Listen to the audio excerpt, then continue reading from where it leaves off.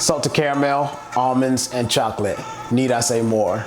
I'm about to show you how to make an amazing chocolate bark, and I'm about to show you right now.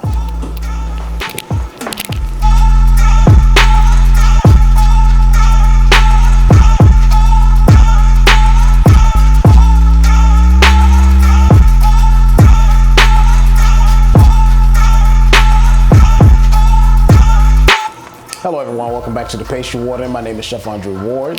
Lately I've been on this chocolate craze and I just can't seem to control myself. And that's probably why the shirt is so tight.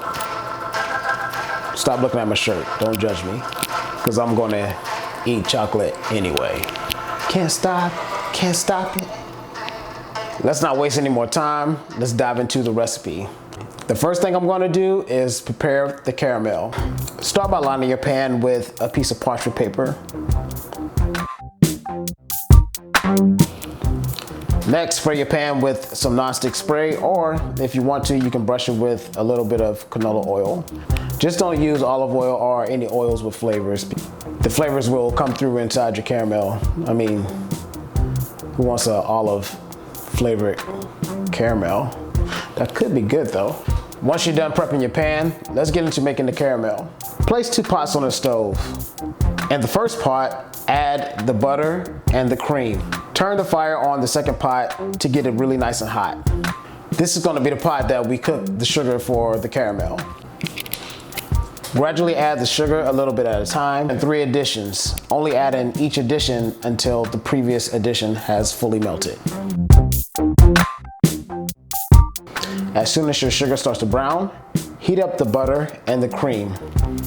When your caramel reaches a nice amber color, turn off the heat, pour in the cream, and stir well.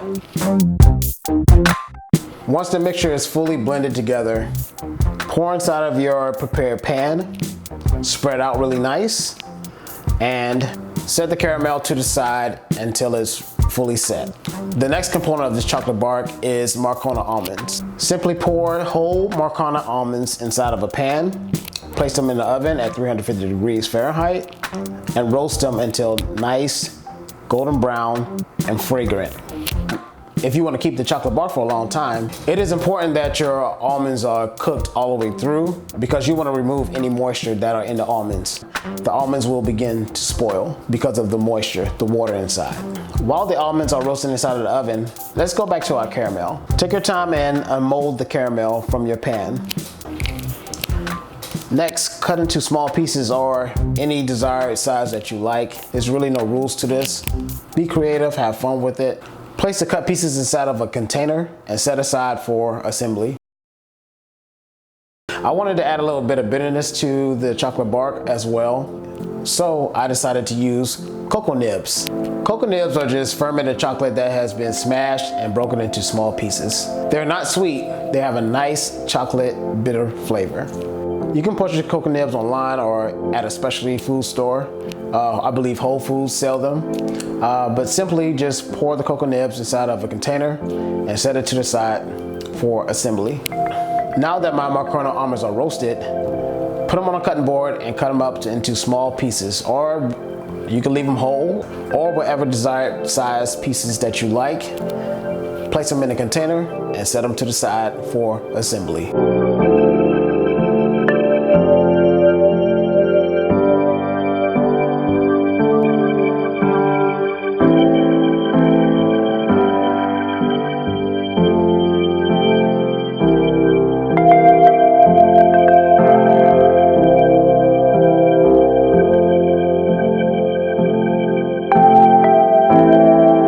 So here are all my toppings. I have the cocoa nibs, the almonds, the caramel. For a little bit of saltiness, I have Maldon sea salt. Maldon sea salt is a great finishing salt. You can use it for meat. I like using it for steaks. It gives it a nice salty flavor, but some actual crunch and texture as well. Another element I'm adding is gold luster powder. I know you like pretty stuff, so hey. It's gonna give it a nice shine and look, it's gonna be very rustic as well, so be open to it. Okay, now to the best part of this video, and that's tempering the chocolate. I'm using a 64% chocolate. Depending on how sweet or bitter you want your chocolate bark to be, you can use 70%, which is a little bit more bitter, or you can use 58%, which is a little bit on the sweet side. You can also use milk chocolate. However, if you add a lot of sweet components on top of that milk chocolate, it's gonna make the chocolate bark very sweet and unbalanced. So I'm going with 64%, right in the middle. It's not too bitter, not too sweet. And I think it's a great vehicle for my toppings. So there are several ways to temper chocolate.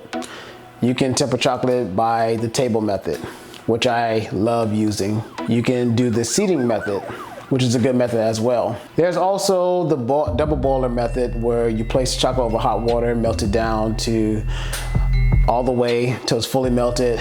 Lower it, bring it back to a certain temperature, then bring it back to, I don't want to do all that. Plus, I don't want any moisture in the air, which can have a bad effect on the chocolate if you have too much moisture. I'm going to show you how to do the microwave method. The microwave method is very easy. All you have to do is keep one goal in mind, and that's to keep the chocolate in this temperate state. Chocolate already comes from the store tempered. However, the only way we can use it for what we want, we have to melt it. You do not want to bring the chocolate over a certain temperature, depending on the type of chocolate you're using. I'm using a 64%. I don't want my temperature to come over 34 degrees Celsius. Yes, I said Celsius, because I use Celsius, I use grams, kilograms. This is pastry, and that's what I decided to use. The US should actually convert themselves, because I think they're the only ones that's using metric scale is so much better and more accurate. Come on, US, get on board. But anyway, if you want to find out how much 34 degrees Celsius is, or conversion for Celsius to Fahrenheit, then Google it. My goal is to keep it under 34 degrees Celsius while melting. To do the microwave method, you need a plastic bowl, a rubber spatula or a spoon, and a microwave, of course. Pour your chocolate inside of a plastic bowl, put it inside of a microwave, and heat it for 1 minute on full power.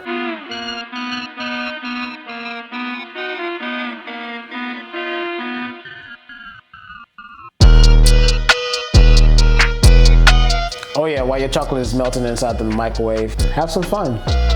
Have lots of fun. Make a fool of yourself. Do stupid stuff. Make dumb faces. Flex your muscle. What? Stop judging me. I like to have fun. After 1 minute, the chocolate is gonna look like it's not melted. However, there are hot spots inside of chocolate, so give it a good old stir and place it back in the microwave again, full power for 30 seconds. After 30 seconds, it should look nice and pasty. You'll see it melted a little bit more. Keep stirring to distribute any hot spots, and go back in the microwave again for 10 to 15 seconds.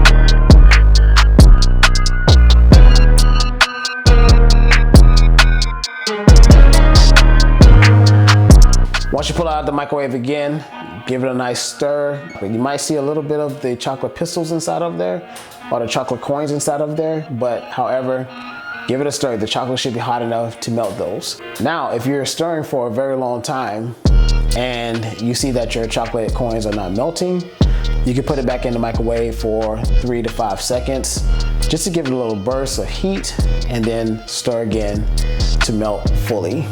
Once the chocolate is fully melted and you believe that it's tempered, it's time to do a test. So take a piece of parchment paper, dip it inside of the chocolate, and place it on a cool surface. If your room is too hot, you need to go to a cooler room, because the chocolate will not set in a hot room. If the chocolate begins to set in 2 to 3 minutes, then your chocolate is nice and tempered.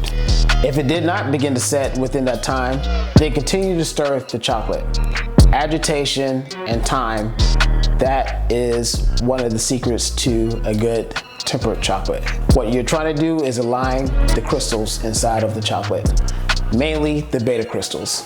But I'm not gonna get into this chocolate education class. If you really wanna know about it, look it up or take a class on it. I should give a class on it. One day, maybe one day. As you can see right here, I achieved the ultimate shine and snap on my chocolate. at the end of my parchment paper.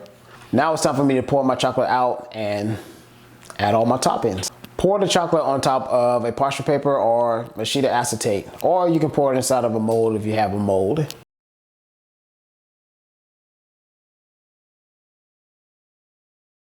Take a palette knife and begin smoothing the chocolate out. Try to make it even as possible. You don't want to spend too much time on this because you don't want your chocolate to begin to set before adding your toppings. Once the chocolate is smoothed out and nice and even, add the almonds.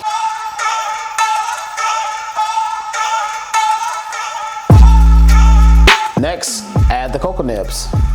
After I sprinkle on my cocoa nibs, I begin to add my caramel.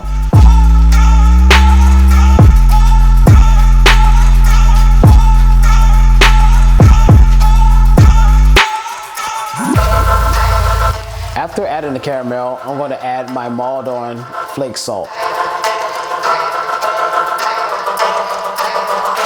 Right here, I'm tapping the chocolate on the surface and also pressing down with my hands a little bit, just to make sure that all my toppings are adhered to the chocolate very well.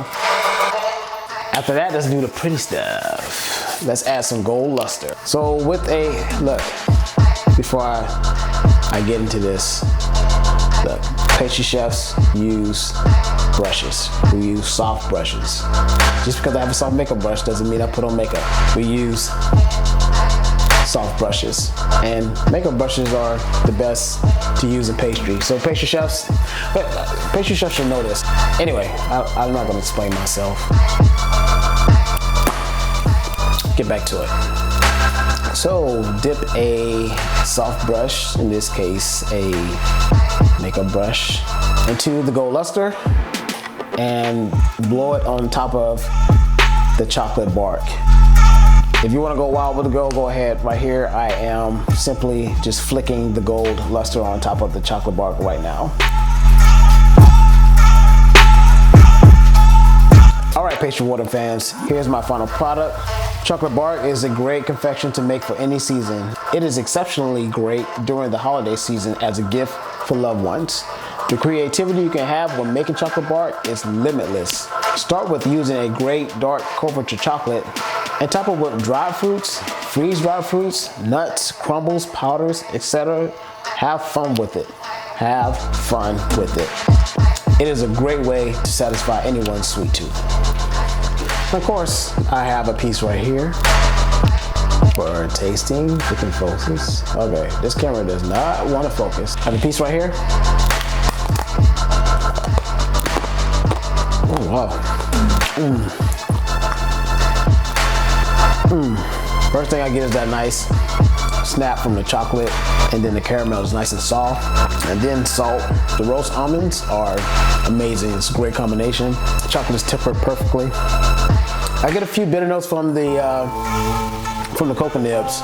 This is perfectly balanced for me. I bow down to you. I salute you. Yes, sir.